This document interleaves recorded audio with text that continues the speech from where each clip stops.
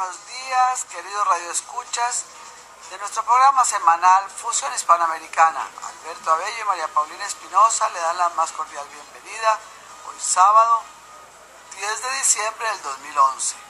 Como les dije al comienzo, tenemos una gran sorpresa para ustedes en el programa de hoy, que ha invitado el doctor Alberto Abello, un personaje internacional que nos va a acompañar en el día de hoy para analizar temas de la mayor importancia. Es el doctor Juan Carlos Sosa Aspuru, quien le damos la más cordial bienvenida. Doctor Juan Carlos, muchas gracias. Qué grande que usted con nosotros en un programa tan importante como el que tenemos, que además llega al área internacional y al área latinoamericana. Así es. Alberto, le damos entonces la palabra para que le haga la introducción. Juan Carlos Sosa Aspuru, además de ser abogado de Harvard, de la Universidad Andrés Bello, de ser un personaje que ha estado muy vinculado a la empresa privada de actividades comerciales y petroleras, de tener una institución que se ocupa de los asuntos petroleros en Venezuela y el Caribe, es director de una revista petrolera y ha escrito un ABC del petróleo también, que es de lo más interesante sobre todos los grandes asuntos más significativos del petróleo. Y fuera de eso, en el poco tiempo que le queda de descanso, porque es un ejecutivo muy activo, ha escrito una novela editada por Planeta en Venezuela que se llama Cicatriz. Así que es un personaje que fuera de eso tiene una voz independiente dentro de la posición venezolana. Él no comparte muchos de los postulados de otros que están en la oposición, y pues tendremos oportunidad de hablar de todo eso. Vamos a principiar un poco, que nos diga cómo vio el debate pasado, estos dos debates de televisión que se han presentado entre los distintos candidatos, Capriles, López, el exgobernador del Zulia, la señora Machado, Diego Arria, todas estas personas. ¿Cómo ve eso y cómo ve las garantías que tendrían una selección? ¿Habrá elecciones libres en Venezuela realmente? Bueno, muchísimas gracias por la amable invitación y la oportunidad que me están dando de hablar a una audiencia tan importante y tan amplia, ¿no? Efectivamente, Alberto, yo pienso que es muy importante precisar ciertas cosas antes de ponernos a analizar el debate como tal, que para mí no fue debate, o sea, porque para un debate es una confrontación de ideas, un debate es precisamente dar la posibilidad de analizar y profundizar sobre ciertos temas y ponerlos en el tapete para que la gente pueda efectivamente hacerse una idea completa de la visión de un candidato presidencial, y eso no es lo que está pasando en eso. Es decir, los que hemos visto los debates en Estados Unidos, hemos visto que ni en Venezuela ni en Colombia se dan debates. Sí. Se dan preguntas, juegos florales. Exactamente. Básicamente cada persona se para allí frente al público y recita una lista de deseos, ¿no?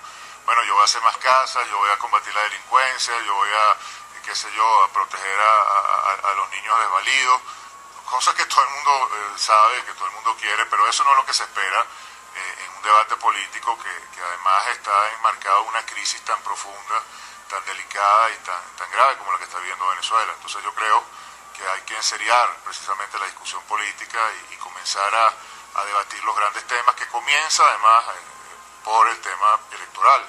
El tema electoral no puede para nada darle la espalda a una realidad muy peligrosa que tenemos en Venezuela, que es que el poder electoral está totalmente supeditado a Chávez, y allí se ha montado una infraestructura que garantiza que Chávez gane las elecciones que él quiera ganar y que pueda estar en forma vitalicia en la presidencia de la República. Entonces, si esa realidad no se confronta, ¿qué es lo que tenemos allí? Pues simplemente un show en donde algunos políticos básicamente están dándose a conocer y donde se están protegiendo unos intereses muy pequeños si se compara con los intereses que agobian al país y digamos que tenemos que enfrentar. ¿Cuáles son esos intereses pequeños? Bueno, la prioridad que le han dado los partidos políticos a seguir salvaguardando ciertos espacios políticos como gobernación y alcaldía en Venezuela, resignados al hecho de que Chávez esté en el poder y se mantenga allí por todo el tiempo que viva, ¿no?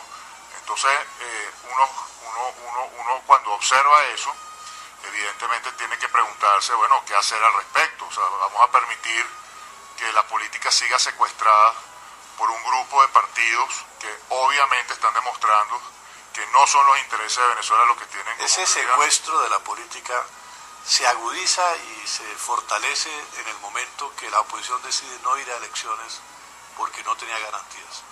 Entonces en la Asamblea Nacional se presenta una serie de leyes que son aprobadas automáticamente y de esos poderes habilitantes. Sería bueno que le explicara a la audiencia latinoamericana de qué se trata, los poderes habilitantes en Venezuela que le da al presidente Chávez. Bueno, eso parte de que en Venezuela no hay separación de poderes. Todos los poderes públicos están secuestrados por el Ejecutivo, por Chávez, y por lo tanto él hace lo que le da la gana con el Estado venezolano. Es básicamente una arbitrariedad total.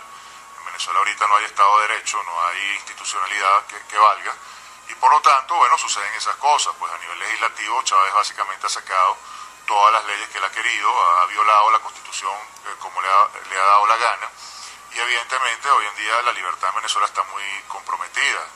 La propiedad privada, que es esencial para que exista libertad, está confiscada. O sea, Chávez básicamente hace con la propiedad privada lo que quiere, confisca las empresas que le da la gana. De repente hay empresas a las que el Estado le debe dinero y como no les quiere pagar o no puede pagarles, simplemente las confisca, las llaman expropiación de una manera equivocada, porque para que haya una expropiación tiene que haber un juicio y tiene que haber un pago de un precio justo al propietario que ha sido, digamos, afectado por esa expropiación. En el caso venezolano no sucede así, viene básicamente un secuestro de la propiedad privada.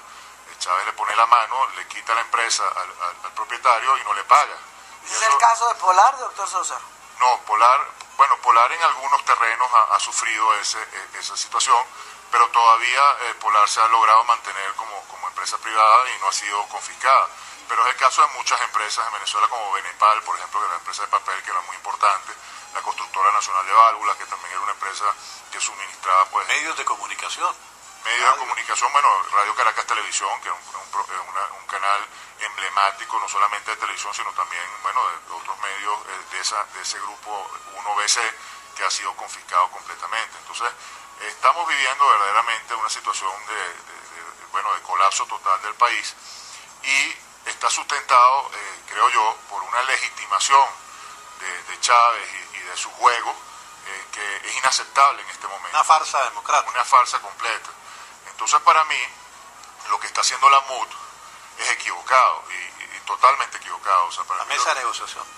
Lo que ellos están haciendo es básicamente seguir en el tablero de Chávez, aceptando sus reglas de juego, y básicamente, pues, si uno sigue esa premisa, obviamente la conclusión lógica tiene que ser que el resultado va a ser el que Chávez quiera que sea.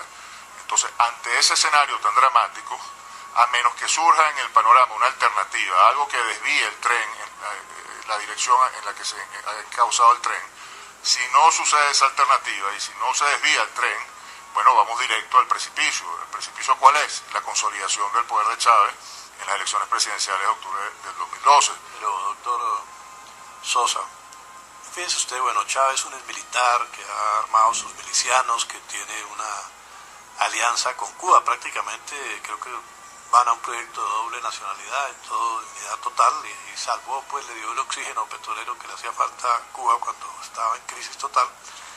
Pero además en el 99, cuando llega el comandante Chávez, principia a girar dineros a toda la región, y hoy tenemos que se van sucediendo los gobiernos de izquierda, se está estabilizando una izquierda en toda América, en Argentina, en Brasil, se teme que en Uruguay pase lo mismo, en Ecuador ha subsistido también el mismo gobernante, es decir, en Bolivia vemos que Evo Morales se ha aterrizado ahí.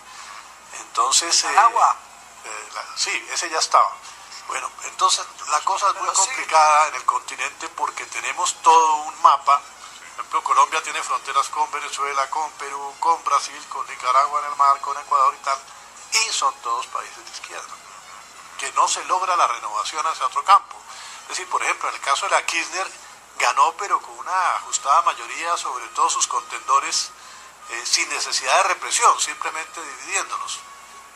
En el caso de Ecuador, disuelve la asamblea, acaba con los partidos políticos, persigue a los expresidentes, solo Lucio Gutiérrez se atreve a enfrentarse al gobierno de Correa. En el Perú se presenta una defección gravísima de parte de un escritor extraordinario que es Vargas Llosa, que le facilita los pocos votos que le faltaban a Humala para no haber sido derrotado. Con su frase famosa de que votar por Humala o por la niña Kiko Fujimori era votar entre el SIDA y el cáncer. Entonces prefirió el cáncer, ¿no? O el SIDA, no se sabe cuál, eso no lo aclaró nunca.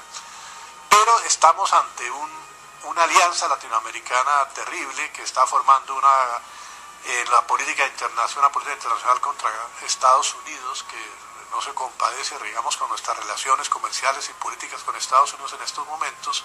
Colombia se ha visto arrastrada a eso de una manera sorpresiva.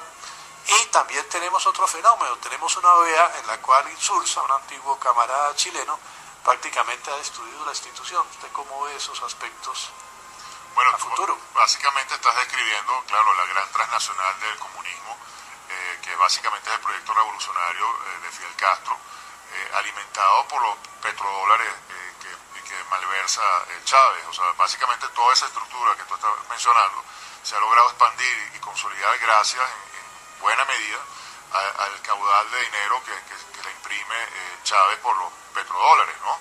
Y es sumamente peligroso. Evidentemente yo veo eso como sumamente, muy alarmado, muy angustiado por esa realidad, porque la estoy sufriendo además en carne propia. O sea, cuando yo veo cómo Venezuela tiene las mayores oportunidades del mundo de transformarse en una potencia mundial, en un país emergente por excelencia, y tiene todas esas enormes potencialidades enterradas como consecuencia de esto que tú estás describiendo, pues de la consolidación de una ideología completamente contra natura, que saca lo peor del ser humano, que destruye los valores de la sociedad, que acaba con cualquier posibilidad de esperanza de tener una vida digna, de tener una vida independiente, una vida libre. ¿Qué es lo que está pasando con la ley que interviene en las viviendas y la propiedad privada? Porque la propiedad privada, si no se respeta, es la violación total de todos los principios de la libertad y del ser humano desde tiempos inmemoriales.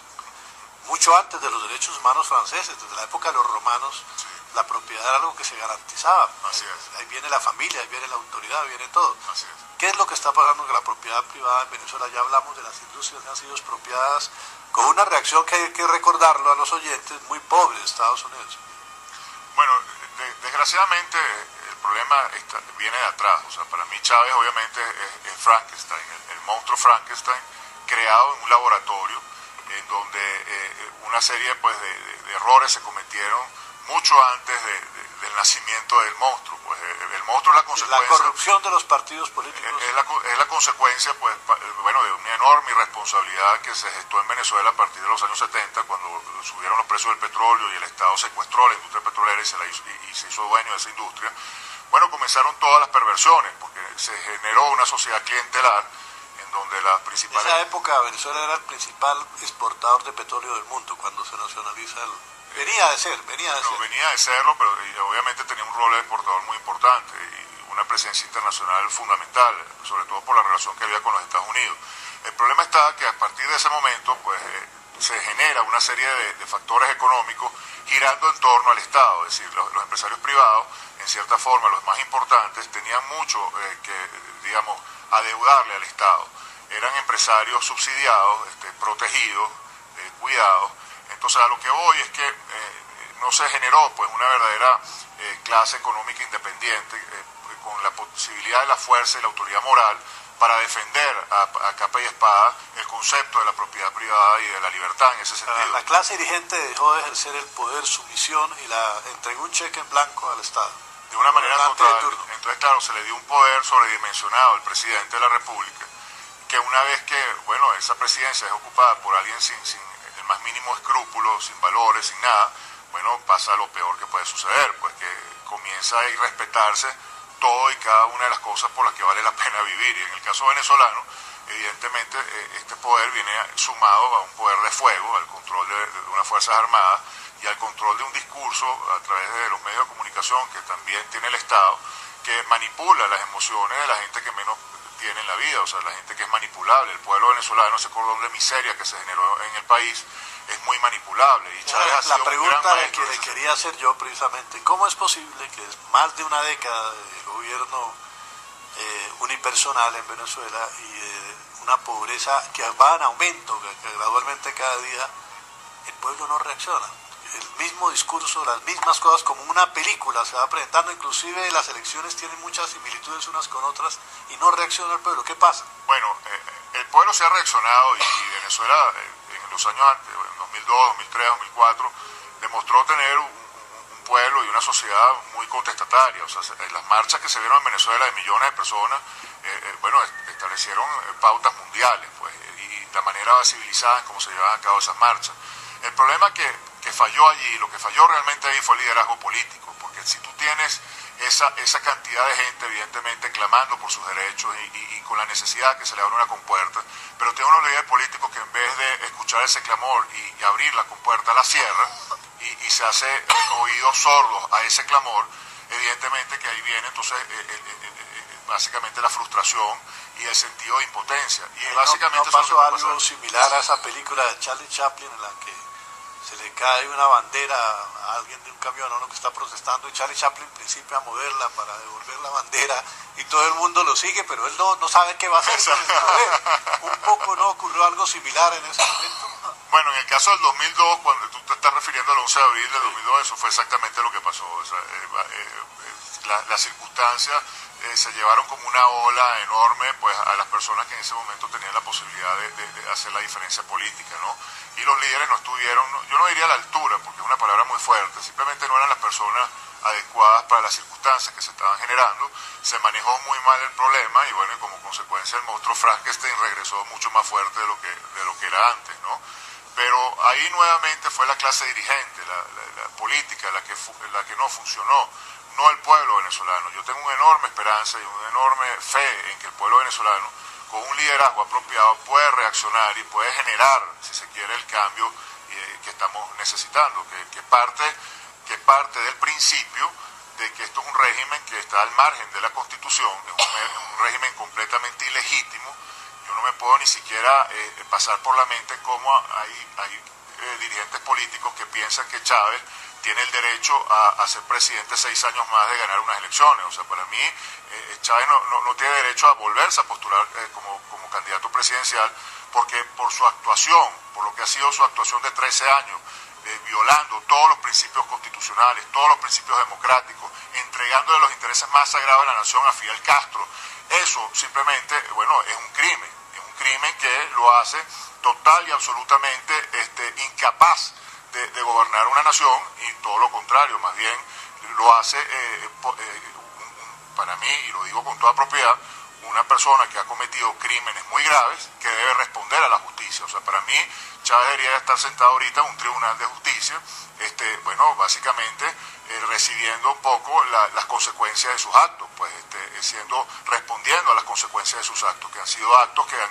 creado no solamente mucha miseria en Venezuela, mucho dolor, mucha división, muchos odios. Exactamente, un encuentro, una sociedad que antes más bien se caracterizaba por ser una sociedad amigable, contenta, la gente no tenía diferencias, no hacía hincapié en las diferencias sociales, ni raciales, ni nada de eso. Chávez ha usado todas esas cosas, las ha puesto en el tapete y ha generado pues una división en el país lamentable. Entonces eso es un crimen, a mi entender, que bueno, tarde o temprano el hombre va a tener que responder por eso. Entonces, darle la opción a ser presidente 6 años más, para mí, vuelvo y repito, es totalmente inaceptable. Alberto, tenemos una llamada de un politólogo muy importante que nos pide guardar su nombre, en que le dice al doctor Sosa que él ha estado observando por televisión los debates de los candidatos presidenciales, como Alberto y yo también los hemos observado y lo hemos pasado aquí en el programa anterior o en el futuro. La persona dice lo siguiente: entonces lo que está pretendiendo Chávez es dejar que esos candidatos salgan a la televisión, hagan sus propuestas, para él al final acabar eligiendo o delegando al que él le convenga o autoeligiéndose él. Y otra pregunta muy importante: ustedes vieron que hubo una reunión en Caracas de la Comunidad de Estados Latinoamericanos y del Caribe, en la cual se sacó a Estados Unidos y al Canadá y entró Cuba. ¿Quiere este oyente que el doctor Sosa le haga un poco de reflexión sobre estos dos temas? Bueno, con respecto al primero, evidentemente que esas primarias de la MUD están muy mal concebidas. Están muy mal concebidas por distintas razones, ¿no? Pero la principal es porque decide someterse al proceso fraudulento del Consejo Nacional Electoral para escoger supuestamente al candidato de la oposición. Entonces, el candidato de la oposición va a resultar electo a través de un proceso que está totalmente viciado. Ese es el principal y grave problema que yo le veo a esas primarias. Y el segundo, que si son unas primarias de la oposición, deberían efectivamente estar enfocadas en electores de la oposición, y sin embargo son unas primarias abiertas que le dan entonces la posibilidad a Chávez, que tiene el partido político con la mayor maquinaria a nivel nacional, que es el PSUV, el partido que hoy en día en Venezuela tiene mayor capacidad de movilización de militantes, es el partido de Chávez.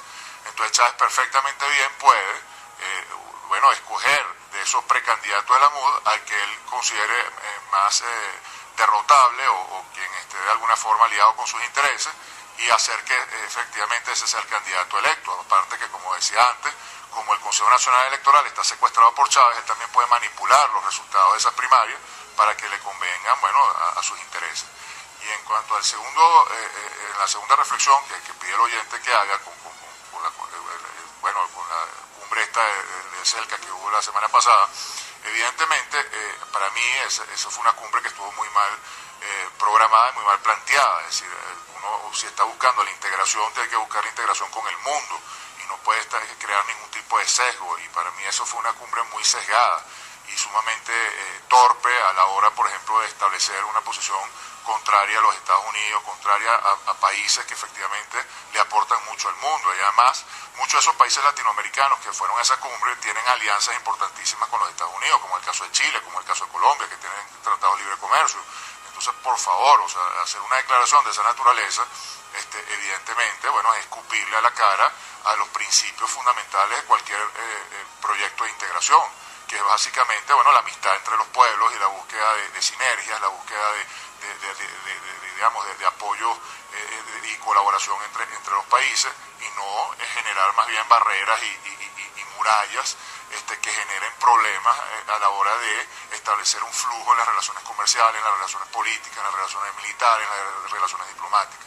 Entonces, para mí eso fue una cumbre que, en principio, evidentemente, uno busca la integración entre los pueblos. O sea, que yo no critico nada para nada el principio de la cumbre. Lo que critico es la forma como fue orientada y definitivamente el hecho de que Chávez estuviera de líder allí, porque para mí que los países latinoamericanos sigan legitimando a un hombre como Chávez, sigan respaldándolo, sigan reconociéndolo como un agente viable en la comunidad internacional, es inaceptable para mí. O sea, para mí eso es una muestra clara de que hay en este momento en el mundo entero una crisis profunda de valores. Precisamente en el aspecto internacional, aquí hemos analizado numerosas veces en este programa la caída de una serie de dictadores, de gobiernos socialistas en el Medio Oriente, el final trágico de Gaddafi.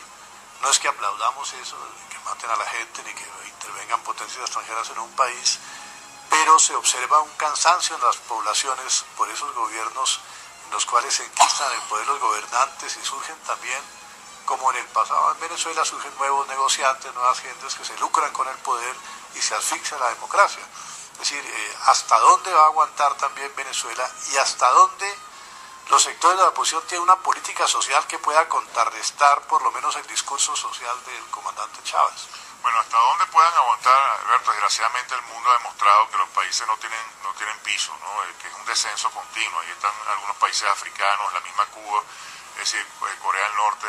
A veces caen en situaciones de espiral negativo que efectivamente los pueden llevar a situaciones cada vez más delicadas y más ¿Una dañinas. africanización de la política? Totalmente. Y en cuanto al tema social que tú describes, la única forma de abordar ese problema es generando todas las oportunidades de inversión necesarias para que lo más rápidamente posible se empiece a generar riqueza y progreso en Venezuela, que dé oportunidades a la gente y que de alguna forma logre establecer una política dirigida a que, por ejemplo, las condiciones indignas, inhumanas en que vive la mayoría de la gente en Venezuela, en esos barrios populares, en esos ranchos, deje de existir. Yo soy de la idea de que lo primero que tenemos que comenzar a promover son nuevas ciudades, construir nuevas ciudades en Venezuela. Existen territorios vastos para eso. Y dentro de esa política, evidentemente, llevar a todas esas personas que viven en esos barrios, a vivir de una forma digna, y además insertarlos en un proceso en donde ellos se ganen su vivienda, se ganen el pan que ponen sobre la mesa de sus hijos, porque definitivamente van a tener la posibilidad de trabajar y de tener oportunidades de vida. El doctor Sosa, cuando venía al programa, que veníamos en un auto acá, estaba sorprendido por los trancones de Bogotá, siendo el Valle de Caracas tan estrecho, superan los de Bogotá totalmente a los de Caracas, que son históricamente famosos, pero Caracas tiene metro, Bogotá no hemos sido capaces de hacer metro. Entonces estaba sorprendido también, pero hablábamos de la infraestructura de Venezuela, que lleva un retraso enorme, que sería una oportunidad para un nuevo gobierno venezolano en democracia para hacer grandes obras, para conseguir inversión extranjera y para darle un impulso a ese país enorme. Total. Bueno, de hecho, yo lo que estoy planteando es el renacimiento de Venezuela y pensar en grande, es decir, dejar ese complejo de estar pensando en chiquito y pensar en grande. O sea, efectivamente, vamos a hacer autopistas, carreteras, nos traemos a los que construyeron las carreteras y las autopistas en Alemania. Vamos a hacer complejos turísticos, nos traemos a los que hicieron la Costa Azul en Francia. Es decir, de alguna manera, pensar en grande. Y esa gente en Venezuela, obviamente, va a generar todo tipo de oportunidades de empleo, va a pagar impuestos y además va a entrenar a venezolanos para que eventualmente, bueno, tomen la administración de esas cosas que se vayan implementando. Por ejemplo, el caso de las cárceles, yo soy de los que propone que nos traigamos a lo que hicieron las cárceles en los Estados Unidos, llegamos cárceles como las de Estados Unidos, que para mí son las cárceles modelo en el mundo entero. Y bueno, efectivamente, en todo y cada uno de los rubros y sectores económicos en Venezuela se pueden hacer cosas maravillosas, pero efectivamente se necesitan dos elementos que son fundamentales. El primero, el rescate del buen nombre del país, de la confianza en el país, de la percepción mundial hacia Venezuela. Entonces hay que hacer todo un trabajo en ese sentido de rescate, por supuesto, de la casa. Eso significa levantar otra vez el Estado de Derecho, la institucionalidad en el país, el respeto por la ley, el respeto por las normas, la administración de justicia, que la justicia sea rápida, que sea justa, que sea eficiente. Todas esas cosas son necesarias implementarlas con mucho liderazgo, con mucha firmeza y rápido. Entonces, bueno, eso hay que comenzar a colocarlo en el escenario político, en la discusión política, de tal forma que la gente evidentemente tenga la posibilidad de escoger la mejor alternativa. Y cuando hablo de la mejor alternativa me refiero a una alternativa política desde el punto de vista de la convicción de las ideas, porque a la hora de la solución del problema, yo pienso que si nosotros no corregimos el tema electoral, es decir, del Consejo Nacional Electoral, plantear unas elecciones en Venezuela, bueno, es plantear un circo, es plantear un show, es como ir a ver una película de ciencia ficción, no tiene ni pies ni cabeza, o sea, por eso... Usted compara a la mesa con la película de Walt Disney, una película de Walt Disney. Bueno, de Walt Disney perversa, porque pienso que ahí hay intereses muy manipulados. Hay gente detrás de esa mesa. Sin duda, hay intereses allí que contaminan y envenenan esa mesa. Ahí hay mucha gente, hay muchos partidos además alineados con Chávez, con el pensamiento de Chávez, y por eso es una de las razones por las cuales yo decidí estar al margen de ese mundo, de ese universo, porque pienso que de allí no puede salir ninguna alternativa real para Venezuela. Es decir, lo que va a salir de allí es un proyecto de país igual al de Chávez, sin la parte macabra de Chávez, pero la misma percepción del rol del Estado, la misma percepción de las políticas públicas que han mantenido a Venezuela enterrada en el tercer mundo. Entonces yo creo que Venezuela, precisamente después de vivir estos 13 años lamentables, merece una alternativa completamente distinta a esa, ¿no? Pero ¿cómo se haría si lo único que hay es esa mesa? No es lo único que hay, Alberto. ¿Cuál sería la otra alternativa, lo que quiero decir? Claro, pero no en la mesa ese es el tema, que claro, han logrado alimentar una matriz de opinión muy poderosa, pero yo tengo trabajos muy serios realizados por gente que se ocupa de estas cosas, que demuestran que en Venezuela el 65% de la gente no se identifica ni con Chávez. Cuéntales de esa encuesta que estamos hablando, sí. El que trabajaba con Joe Napolitano. Así es. Se llama Eric Ekwall y él ha hecho un trabajo de campo sumamente serio e investigativo, y ha demostrado en ese trabajo que en Venezuela efectivamente hay un capital político enorme, pero acéfalo de liderazgo, porque precisamente después de estos 13 años ha sido muy defraudado. Entonces no se identifica ni con Chávez, y tampoco ve en los líderes de la oposición una respuesta válida, porque esos mismos líderes en el pasado han defraudado a la sociedad venezolana. ¿En qué momentos estelares? Bueno, por ejemplo, en el referéndum revocatorio del 2004 se cometió un fraude de dimensiones inmensas, y sin embargo esos líderes políticos decidieron aceptar el fraude y seguir legitimando a Chávez.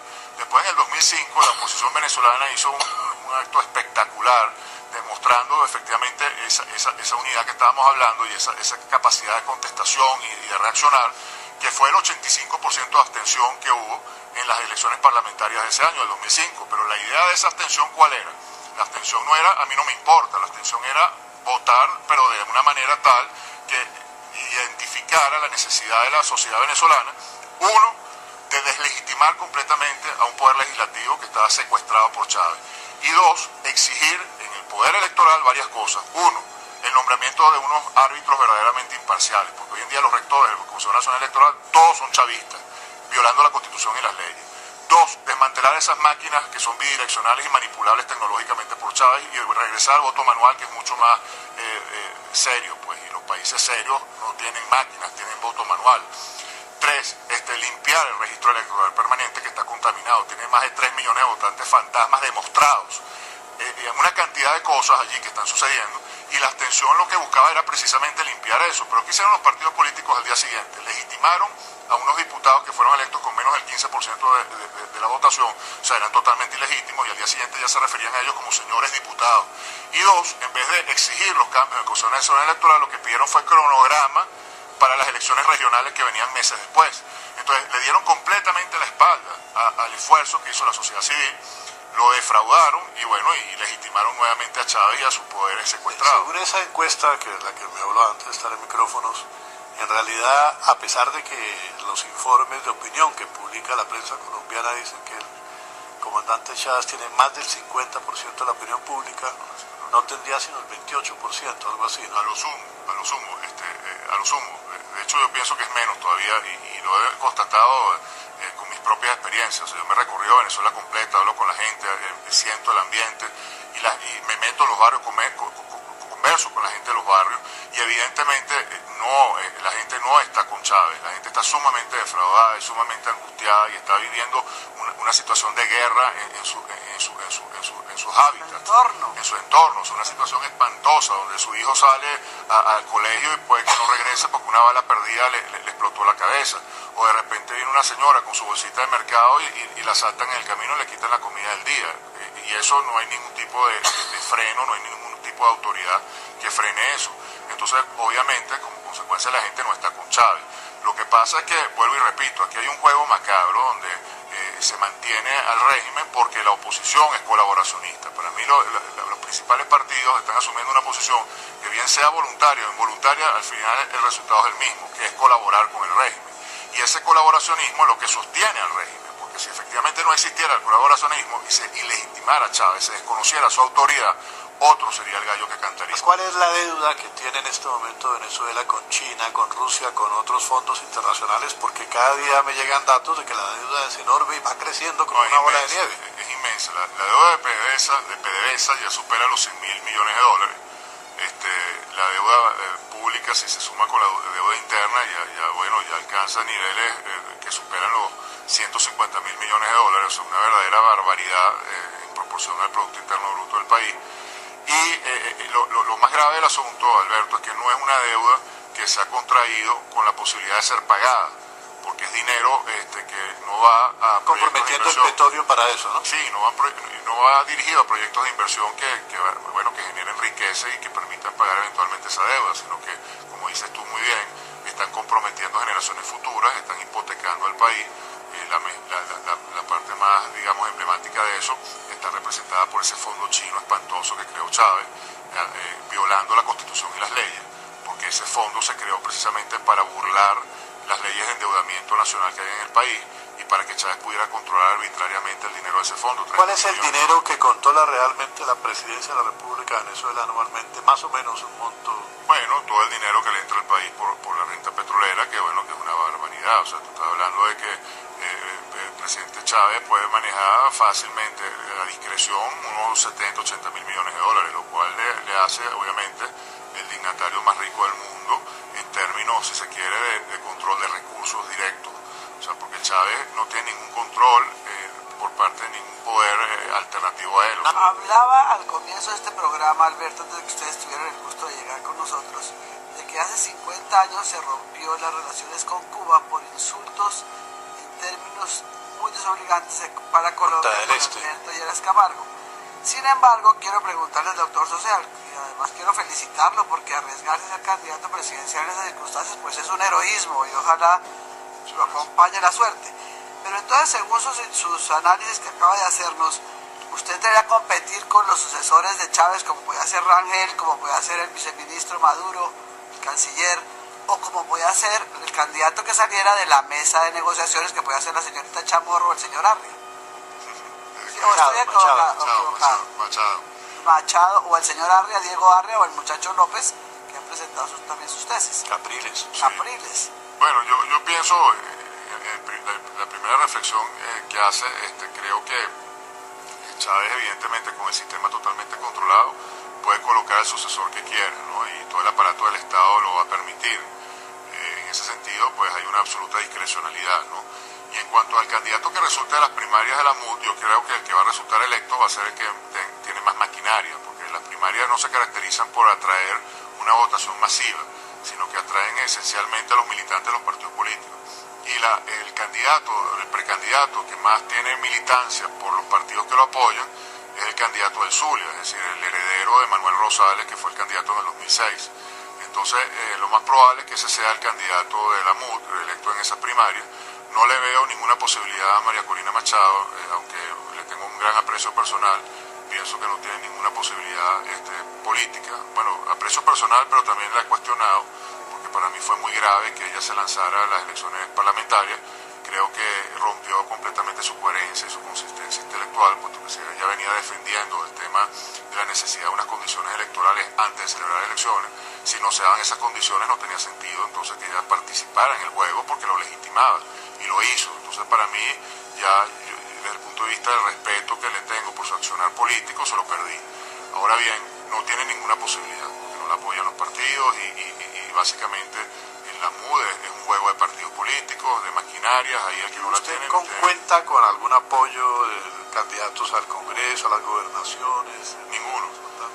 Político de esa naturaleza, ninguno, porque precisamente mi posición ahí ha sido muy firme.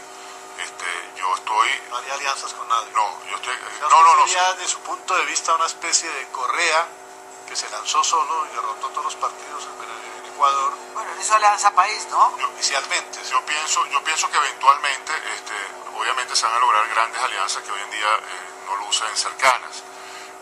En este momento, bueno, me apoyan el movimiento que yo mismo creé, que es el movimiento Fénix, que creé el año pasado, un movimiento de la sociedad civil. Fénix. Que está integrado por mucha juventud, es decir, tengo una red de estudiantes a nivel nacional realmente impresionante. Estamos haciendo un trabajo muy grande con gremios, con sindicatos, con gremios de profesionales, con los militares institucionales. O sea, se está haciendo un trabajo importante en ese sentido, no solamente en Venezuela, sino a nivel mundial, creando alianzas internacionales con líderes políticos, líderes mediáticos, líderes de opinión pública. Entonces, de alguna forma, sí se está creando, digamos, un momentum. Ahora bien, yo he sido muy enfático, por ejemplo, me apoyo a un partido político nacional, pero que no ha participado en ninguna elección, porque es un partido relativamente nuevo, que es Alianza Construyendo Mi País.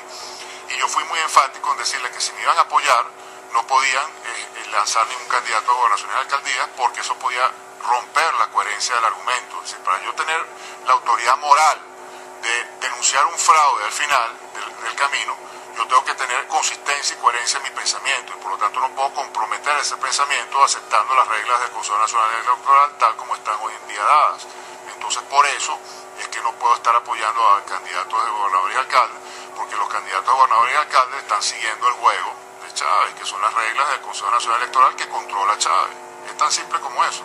¿Usted cree que en los meses que faltan de campaña, porque estamos terminando diciembre, empezando enero, en esos 7 meses se alcanza a hacer una campaña presencial por todo el país y a recoger una opinión pública? ¿Y cuál es la trayectoria suya políticamente para que los personajes, para que el pueblo lo conozca? Bueno, ese es el reto. Obviamente el tiempo no es precisamente el ideal, ¿no? Pero claro, en política surgen circunstancias que a veces, como el universo, ¿no? Cuando se habla de los túneles del universo, que de repente si uno consigue uno puede viajar años luz en cuestión de segundos, ¿no? Bueno, pasa lo mismo en política. De repente uno se mete en uno de estos túneles y cosas que en principio deberían suceder en años suceden en cuestión de meses. Lo que pasó en España con el tren Chávez se dio a conocer, cuando ganó Zapatero. Chávez se dio a conocer en Venezuela en minuto y medio de un mensaje televisivo al pueblo. Minuto y medio. Claro. Aquí tenemos televisión permanente para los parlamentarios todos los días y ninguno se da a conocer o aparece comiéndose una pizza o diciendo tonterías. ¿Usted tiene oportunidad, doctor Sosa, de que le den televisión y prensa y radio en Caracas y en Venezuela para hacer su campaña? Bueno, ha sido difícil, pero claro, yo apuesto también a las redes sociales. Se está haciendo un trabajo importante con las redes sociales que tienen muchísima penetración en Venezuela. Los medios internacionales han sido bastante generosos conmigo. Bueno, ustedes son una muestra de eso. En España he tenido una gran acogida, en Estados Unidos también, y en Venezuela hay algunos periodistas emblemáticos que también me han abierto las puertas. Entonces, y creo que una vez que esto comience verdaderamente a tener un impacto público, bueno, los medios que hoy en día me tienen vetado necesariamente van a tener que abrir las puertas también. O sea, a mí eso en particular no es lo que más me preocupa. A mí me preocupan otras cosas, porque al final del día yo parto de la base que nuestra bandera es la verdad. Ahora, usted me preguntaba también que cuál es mi trayectoria política. Realmente trayectoria política per se no he tenido. Sin embargo, sí he tenido una trayectoria pública en el sentido de que en el año 2002, después que sucedieron los eventos de abril, yo organicé un equipo de abogados y por primera vez se concibió el tema, y eso fue un producto de mi trabajo intelectual. Se concibió el régimen de Chávez como un régimen que, aunque no estuviese en guerra ni matando millones de personas, está enmarcado en el concepto de lesa humanidad. Y bajo esa premisa organicé acciones judiciales que llevaron a Chávez, primero al Estado, a la Comisión Interamericana de Derechos Humanos, llevé a Chávez al Tribunal Supremo de Justicia en Venezuela, después fui a la Corte Interamericana nuevamente, fui a la Audiencia Nacional de España, y el primer caso que entró a la Corte Penal Internacional en enero de 2004 fue el que yo llevé, acusando a Chávez precisamente de criminal de lesa humanidad y terrorista de Estado, y he escrito un libro sobre ese tema, sobre el tema de lesa humanidad en Venezuela y terrorismo de Estado, y en ese sentido he sentado los suficientes precedentes como para que, por ejemplo, hoy en día Diego Arria utilice esa bandera como, digamos, premisa de su campaña, de su actividad política, pero la bandera que él está básicamente enarbolando está fijada en un terreno, bueno, que en definitiva se cultivó con el trabajo que nosotros hicimos. Usted puede recorrer Venezuela, hacer su campaña proselitista sin ningún riesgo, tiene seguridad para su persona y la gente que lo acompaña, o teme por la seguridad suya y por la seguridad de las personas que están con usted.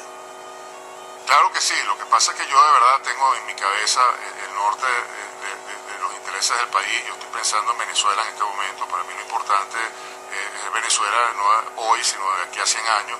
Y creo que esto obviamente me trasciende a mí. O sea, yo me siento como un instrumento. Evidentemente hay miles de cosas que están allí, que uno tiene que cuidar. La seguridad es una de ellas, en un país como el nuestro en estos momentos, donde no hay ningún tipo de seguridad de nada. Pero creo que eso no debe ser para nada un obstáculo que me impida seguir el camino que me he trazado, porque es un camino obviamente sumamente complejo, la responsabilidad es inmensa, la responsabilidad que he asumido es inmensa. Entonces, para estar a la altura de las circunstancias, evidentemente este tipo de situaciones quizás más terrenales no me pueden frenar en lo absoluto. Bueno, realmente el camino es lleno de dificultades, pero Venezuela requiere de gente que se la juegue por su país, de gente que ofrezcan alternativas, de gente que tenga un programa nacionalista, social, de desarrollo, porque también el problema número uno, a pesar de nadar en petróleo, de haber recibido el precio más alto del petróleo de la historia durante las últimas décadas, Venezuela se encuentra en una frustración total en materia industrial, de comercio, de desarrollo, que hay que superar. Sin duda alguna, y las posibilidades, como te comentaba, son infinitas. O sea, y además su experiencia en la cuestión petrolera es decisiva para un país que su principal ingreso viene del petróleo. Yo creo que eso solo ya es una garantía para poder hacer política, dominar ese tema. Y gracias que mencionas eso, no sé si tenemos tiempo todavía. Sí, claro. Mencionas ese tema y que es fundamental, y precisamente una de mis principales propuestas parte de una fórmula. Yo creo que lo que tiene a Venezuela atrapada en el tercer mundo, en el cuarto mundo hoy, es una fórmula equivocada de relación petróleo, Estado y sociedad. O sea, yo analizo la historia contemporánea venezolana y veo que en 1928, en 1975, Venezuela tuvo el crecimiento económico sostenido más importante del mundo entero. ¿Por qué? Porque la industria petrolera estaba en manos de empresas operadoras, empresas privadas, que competían entre sí, bueno, generando cada vez más empleo, generando cada vez más riqueza, pagando más impuestos al Estado, etc. En el momento que el Estado secuestra la industria petrolera y se hace totalmente operador de esa industria, empieza la debacle. Entonces, para mí, lo primero que tenemos que hacer si queremos lanzar al país al renacimiento y al primer mundo es cambiar la fórmula petróleo, Estado y sociedad. Y parte de la base de regresar al modelo que teníamos antes de la estatización. Yo parto de la base que lo primero que tenemos que hacer es abrir un proceso de apertura en el sector energético. no solamente de petróleo, sino también de gas, de petroquímica, de todos los productos derivados, las estaciones de servicio, las grasas, los lubricantes, la orimulsión, el gas natural licuado, todos esos mercados inmensos que tenemos nosotros en Venezuela, esa posición geopolítica privilegiada, bueno, ponerla entonces a la disposición de empresas transnacionales que vengan a Venezuela a invertir y a competir entre sí. Y acabar con ese concepto de industria básica. Para mí todas las industrias del mundo son básicas porque las industrias son los motores de cualquier sociedad, de cualquier corazón económico de cualquier país del mundo. Entonces eso del concepto de industrias básicas no va conmigo. Yo pienso que lo que tenemos que hacer es generar círculos virtuosos de inversión y de productividad. Y eso parte de la base de, uno, reconocer que el Estado jamás es generador de riqueza ni puede ser empresario. Genera riqueza la creatividad y el empuje de los individuos que conforman una sociedad. Hay que darle el poder a esos individuos, hay que darle el poder a esa sociedad y quitárselo al Estado, para que el Estado entonces cumpla su verdadera función. ¿Cuál es? Prestar servicio, seguridad nacional, infraestructura, administración de justicia y todo lo que tiene que ver con educación y salud. Obviamente muy de la mano del sector privado también en esos sectores. Me acabo de terminar de leer un libro de Andrés Oppenheimer que se llama Basta Historias, donde él hace un análisis completo de todos los países latinoamericanos y asiáticos y norteamericanos también, porque se mete con Estados Unidos, en donde parte de la base que la educación es obviamente la columna vertebral del desarrollo de cualquier país. Pero eso lo había dicho Simón Rodríguez hace bastantes años. Pero lo que demuestra Oppenheimer en ese libro es que la misma educación, para que funcione, tiene que estar en manos, obviamente, supervisada por el Estado en el sentido de velar porque las cosas se hagan bien, pero la administración de educación en manos también del sector privado. Obviamente dando todas las facilidades. Que haya competitividad entre ambos. Y bien administrado y con buenos sueldos, porque hay que entender que, por ejemplo, en el caso de MIT tiene más de 20 premios Nobel.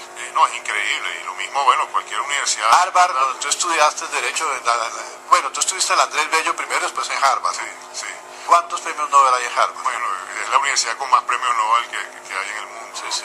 Pero en todo caso eso parte porque se le da respeto a la educación y se reconoce al educador, bueno, como quizás uno de los factores más importantes del país. Entonces, por ejemplo, yo veo mi cuñado que es catedrático en la Universidad de Zúrich.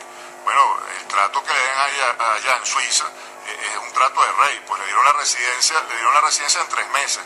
¿Por qué? Porque es catedrático de la universidad. O sea, eso se respeta, eso se admira. Entonces, a lo que voy es que el Estado tiene que volver a eso. ¿Cómo le va como catedrático? Usted es catedrático de 3 universidades en Venezuela. En este momento tengo, obviamente, mi actividad académica bastante en suspenso, porque me metí en esta aventura, pues, pero evidentemente sí he tenido mucha experiencia en ese sentido. Conozco el monstruo en sus entrañas. He sido profesor en la Universidad Simón Bolívar, que de Venezuela, que es quizás la universidad más prestigiosa del país, en la Universidad Católica Andrés Bello y la Universidad Monteagri. En esas 3 universidades he tenido un universo de estudiantes muy amplio, porque además yo he establecido cátedras en esas universidades complementarias, es decir, mis alumnos han sido alumnos que estudian todas las carreras, en todas las especializaciones. Entonces he logrado pues palpar precisamente el drama de la decadencia en la educación venezolana, cómo nos hemos ido involucionando, pues. Entonces hay que darle prioridad a la educación, hay que darle prioridad a la salud, hay que darle prioridad a la vivienda, a la dignidad de la gente, a los hábitats donde la gente vive, y esa debe ser la función del Estado. Pero la generación de riqueza, el progreso del país tiene que estar en manos de los individuos. Hay una diáspora de inteligencia venezolana, de profesionales, de ejecutivos, de gente muy capaz, que solo un pequeño grupo de ellos han puesto una empresa canadiense con los venezolanos. Rubiales le ha puesto no producía nada de petróleo, está produciendo la primera privada en el país en este momento. Va por 250.000 barriles. Exacto. Una cosa impresionante. Entonces, imagínese usted cuando usted se lleve todos esos venezolanos que están en grandes empresas ejecutivos en Europa, en Estados Unidos. Yo me he encontrado cantidades. Así es. Lo que le podría servir a usted para cambiar a Venezuela y transformarla positivamente. Bueno, es que precisamente lo que nosotros estamos planteando es un gobierno que rescate el concepto de meritocracia. El otro día precisamente en la Universidad Central de Venezuela hice una presentación sobre ese tema, el tema de la importancia del mérito. Entonces la idea es que este gobierno del renacimiento sea un gobierno que atraiga a los mejores profesionales venezolanos en cualquier área que uno se imagine. Entonces hay que traerlo no solamente de las universidades venezolanas, del sector privado venezolano, sino también aquellos venezolanos que, como tú muy bien mencionas, están digamos, posicionados en otros países.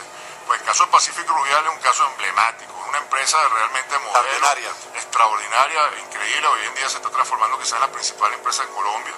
Y bueno, ahí está, esos venezolanos no es que los vamos a sacar de Colombia, pero les vamos a permitir hacer lo que están haciendo en Colombia también en Venezuela. Entonces Pacific Rubiales no solamente va a tener sus actividades en Colombia y en España y en Canadá y en todos esos sitios donde está desarrollando negocios, sino también en Venezuela, que es lo lógico. Doctor Sosa, ¿no piensa usted, tal vez con la experiencia periodística y editorial del nombre de Alberto Hoyo en el siglo, y con algo de la experiencia mía de 30 años en la política, que sería conveniente para su candidatura y para su éxito poder conversar en un futuro, en este fin de año, con los candidatos que ya han salido a la luz pública y que son los que la gente ha visto, no solamente en Venezuela, sino en el exterior, porque nosotros tenemos conversaciones con España, con Ecuador, con el Perú, tenemos un mundo global? ¿No sería posible que usted, con su magnífico discurso que nos acaba de explicar en este programa, y con las tesis respetables, honestas y moralizantes para una Venezuela futura, pudiera conversar con los candidatos que ya están en el aire de la luz pública, para que ellos entraran en razón que el ideal sería que se agruparan alrededor suyo para poder triunfar en las elecciones del futuro? Porque pasa lo que pasó aquí con la alcaldía de Bogotá, que hubo tantas divisiones dentro de los partidos y dentro de los candidatos, que lógicamente perdió las elecciones el Partido Liberal, el Partido Conservador y los demás partidos, y ganó la alcaldía de Bogotá el señor Petro con solamente un 30% o menos de esa elección. ¿No cree usted que sería posible que entraran en razón estos candidatos? Porque claro, la idea de Chávez es dispersar los votos, me imagino yo, para que no haya ninguno que le pueda ganar en estos términos, y usted pudiera convencer a estas personalidades que ya están en la palestra de acompañarlo en su visión redentora del país. Claro que sí, bueno, es importantísima la reflexión, ¿no? Y parto por lo final que mencionó del tema de la dispersión de los votos y cómo favorece eso a Chávez. A Chávez no lo favorece, no lo favorece ni lo desfavorece que haya dispersión o no dispersión. En el 2006 hubo una unidad completa de las fuerzas opositoras y sin embargo Chávez hizo su farsa electoral y fue relegitimado. O sea que no es un tema en ese sentido en cuanto a Chávez. O sea, a Chávez le conviene cualquier escenario siempre y cuando siga teniendo el control del Consejo Nacional Electoral. Para él es irrelevante cualquier otro escenario que pueda haber. En cuanto a conversar con los precandidatos de la MUD, evidentemente, y de hecho ya lo he hecho con algunos de ellos, con Diego Arria, tuve una reunión muy interesante hace unos meses cuando yo decidí lanzar mi candidatura, hablé con él, conversé, se lo participé. He conversado muchísimo con Osvaldo Arepa, que ya no es precandidato, pero también hablé mucho con él cuando era precandidato. A María Corina Machado, bueno, la conozco, estuvo casada con un primo mío, sus hijos son mis primos, o sea, la conozco de trato personal. A Leopoldo López también le tengo un aprecio y lo conozco hace muchos años. Enrique Capriles es mi primo también. La mamá es parienta tuya, ¿no? El papá de Enrique Capriles es pariente de mi mamá y bueno, aparte de la hermana de Enrique Capriles está casada con un primo hermano mío, o sea que hay mucha cercanía. En el caso de Pablo Medina, también he conversado con Pablo Medina. En el caso, quizás el único que no conozco personalmente de esos precandidatos es el candidato que yo creo que va a ganar la primaria, que va a ser Pablo Pérez. Pero conozco en el Zulia, pero conozco de dónde viene, conozco la gente que lo rodea y no sé hasta qué punto eventualmente con él vamos a poder, pero quién sabe, yo dejo abierta la puerta y sí estoy total y absolutamente abierto a conversar las veces que sea necesario con cualquier persona que le pueda aportar a este proyecto, bueno, fortalezas y sinergias positivas, ¿no? Y creo que el momentum se puede crear. Después de las primarias va a cambiar completamente el escenario y los precandidatos que hoy quizás tienen la aspiración y lucen como posibilidades, obviamente al ya no tenerlas, van a tener actitudes diferentes, van a tener necesidades distintas y muy probablemente va a ser más fácil quizás en los meses subsiguientes llegar a algún tipo de acuerdo, a algún tipo de punto de entendimiento que nos permita efectivamente, mover el carro en la misma dirección, pues remar en la misma dirección y no sabotearnos entre nosotros, porque evidentemente lo que nosotros tenemos que crear más que cualquier otra cosa, es un movimiento social de gran envergadura. Y en eso es en donde yo más estoy poniendo el énfasis, sobre todo en el tema de los jóvenes. O sea, yo creo que el renacimiento tiene que tener una cara juvenil.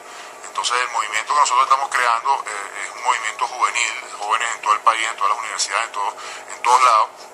Y creo que esa va a ser la clave, porque en un momento determinado yo creo que cuando se dé la farsa, esa fuerza social tiene que tener la capacidad, obviamente representada por un liderazgo contundente, que bueno, que se pare firme y diga, no señor, no vamos a aceptar más esta farsa, estos resultados no se pueden reconocer, y entonces que hay que rescatar la institucionalidad y hay que recuperar el país por las vías legítimas que nos regala la Constitución Nacional. Queremos agradecerle con Alberto Abello a Juan Carlos Sosa su maravillosa presentación, su análisis político sobre Venezuela, y queremos recordarle tanto a él como a nuestros oyentes que pueden bajar este programa en www.cadenasuper.com, Fusiones Panamericana, para que usted le comunique a todas las personas suyas, amigas en Venezuela, y nosotros se los comunicaremos a la parte internacional, y buscar allí www.cadenasuper.com, Fusiones Panamericana, para que usted pueda transmitir este mensaje a todo su país y nosotros a la parte internacional.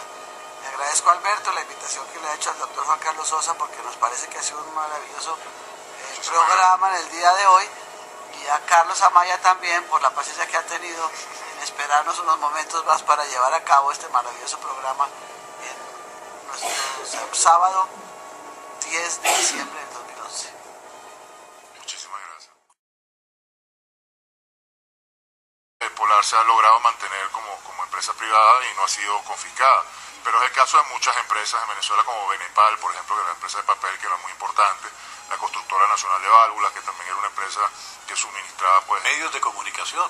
Medios de comunicación, bueno, Radio Caracas Televisión, que era un canal emblemático, no solamente de televisión, sino también, bueno, de otros medios de ese grupo 1BC, que ha sido confiscado completamente. Entonces, estamos viviendo verdaderamente una situación de colapso total del país, y está sustentado, creo yo, por una legitimación de Chávez y de su juego, que es inaceptable en este momento. Una farsa democrática. Una farsa completa. Entonces, para mí, lo que está haciendo la MUD es equivocado, y totalmente equivocado. O sea, para la mí mesa de negociación. Lo que ellos están haciendo es básicamente seguir en el tablero de Chávez, aceptando sus reglas de juego, y básicamente, pues, si uno sigue esa premisa, obviamente la conclusión lógica tiene que ser que el resultado va a ser el que Chávez quiera que sea. Entonces, ante ese escenario tan dramático, a menos que surja en el panorama una alternativa, algo que desvíe el tren, la dirección en la que se ha causado el tren, si no sucede esa alternativa y si no se desvía el tren, bueno, vamos directo al precipicio. ¿El precipicio cuál es? La consolidación del poder de Chávez en las elecciones presidenciales de octubre del 2012. Pero, doctor Sosa, fíjese usted, bueno, Chávez es un exmilitar que ha armado sus milicianos, que tiene una alianza con Cuba prácticamente. Todo el mundo sabe que todo el mundo quiere, pero eso no es lo que se espera en un debate político que además está enmarcado en una crisis tan profunda, tan delicada y tan grave como la que está viviendo Venezuela. Entonces yo creo que hay que enseriar precisamente la discusión política y comenzar a debatir los grandes temas, que comienza además por el tema electoral.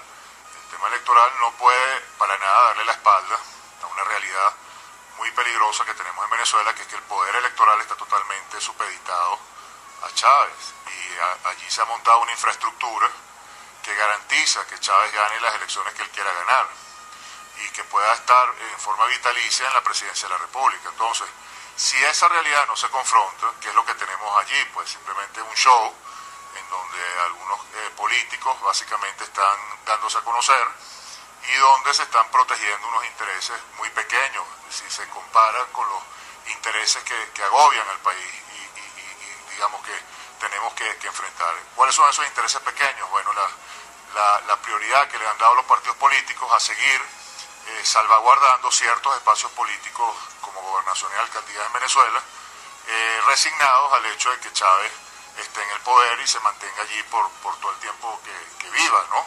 Entonces, uno cuando observa eso, evidentemente tiene que preguntarse, bueno, ¿qué hacer al respecto? O sea, vamos a permitir que la política siga secuestrada por un grupo de partidos que obviamente están demostrando que no son los intereses de Venezuela los que tienen como ese prioridad. secuestro de la política se agudiza y se fortalece en el momento que la oposición decide no ir a elecciones porque no tenía garantías. Entonces, en la Asamblea Nacional se presenta una serie de leyes que son aprobadas automáticamente, y de esos poderes habilitantes sería bueno que le explicara a la audiencia latinoamericana de qué se trata, los poderes habilitantes en Venezuela que le dan al presidente Chávez. Bueno, eso parte de que en Venezuela no hay separación de poderes. Todos los poderes públicos están secuestrados por el Ejecutivo, por Chávez, y por lo tanto él hace lo que le da la gana con el Estado venezolano. Es básicamente una arbitrariedad total. En Venezuela ahorita no hay Estado de Derecho, no hay institucionalidad que valga, y por lo tanto, bueno, suceden esas cosas. Pues a nivel legislativo Chávez básicamente ha sacado todas las leyes que él ha querido, ha violado la Constitución como le ha dado la gana, y evidentemente hoy en día la libertad en Venezuela está muy comprometida. La propiedad privada, que es esencial para que exista libertad, está confiscada. O sea, Chávez básicamente hace con la propiedad privada lo que quiere, confisca las empresas que le da la gana. De repente hay empresas a las que el Estado le debe dinero y como no les quiere pagar o no puede pagarles, simplemente las confisca, las llaman expropiación de una manera equivocada, porque para que haya una expropiación tiene que haber un juicio y tiene que haber un pago de un precio justo al propietario que ha sido, digamos, afectado por esa expropiación. En el caso venezolano no sucede así, viene básicamente un secuestro de la propiedad privada. Chávez le pone la mano, le quita la empresa al propietario y no le paga. ¿Es el caso de Polar, doctor Sosa? No, Polar en algunos terrenos ha sufrido esa situación, pero todavía...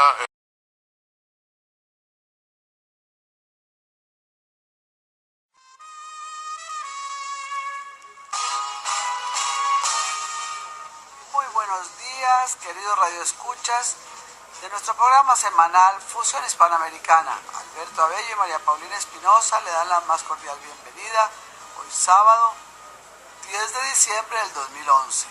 Como los dije al comienzo, tenemos una gran sorpresa para ustedes en el programa de hoy, que ha invitado el doctor Alberto Abello, un personaje internacional que nos va a acompañar en el día de hoy para analizar temas de la mayor importancia. Es el doctor Juan Carlos Sosa Aspuru, quien le damos la más cordial bienvenida. Doctor Juan Carlos, muchas gracias, qué grande que usted con nosotros en un programa tan importante como el que tenemos, que además llega al área internacional y al área latinoamericana. Así es. Alberto, le damos entonces la palabra para que le haga la introducción.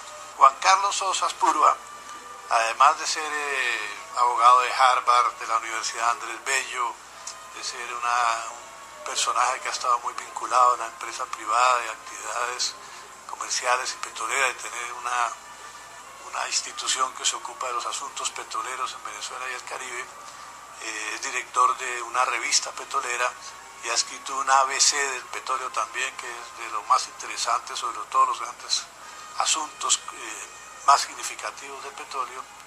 Y fuera de eso, en el poco tiempo que le queda de descanso, porque es un ejecutivo muy activo, ha escrito una novela editada por Planeta en Venezuela que se llama Cicatriz, así que es un personaje que fuera de eso tiene una voz independiente dentro de la posición venezolana. Él no comparte muchos de los postulados de otros que están en la oposición y pues tendremos oportunidad de hablar de todo eso. Vamos a principiar un poco, que nos diga cómo vio el debate pasado, estos dos debates de televisión que se han presentado entre los distintos candidatos, Capriles, López, el exgobernador del Zulia, la señora Machado, Diego Arria, todas estas personas. ¿Cómo ve eso y cómo ve las garantías que tendrían una selección? ¿Habrá elecciones libres en Venezuela realmente? Bueno, muchísimas gracias por la amable invitación y la oportunidad que me están dando de hablar a una audiencia tan importante y tan amplia, ¿no? Efectivamente, Alberto, yo pienso que es muy importante precisar ciertas cosas antes de ponernos a analizar el debate como tal, que para mí no fue debate, o sea, porque para un debate es una confrontación de ideas, un debate es precisamente dar la posibilidad de analizar y profundizar sobre ciertos temas y ponerlos en el tapete para que la gente pueda efectivamente hacerse una idea completa de la visión de un candidato presidencial, y eso no es lo que está pasando en esos Es decir, los que hemos visto los debates en Estados Unidos, hemos visto que ni en Venezuela ni en Colombia se dan debates. Sí. Se dan preguntas, juegos florales. Conversatorios. Exactamente, algo así. Básicamente cada persona se para allí frente al público y recita una lista de deseos, ¿no? Bueno, yo voy a hacer más casas, yo voy a combatir la delincuencia, yo voy a, qué sé yo, a proteger a los niños desvalidos, cosas que todo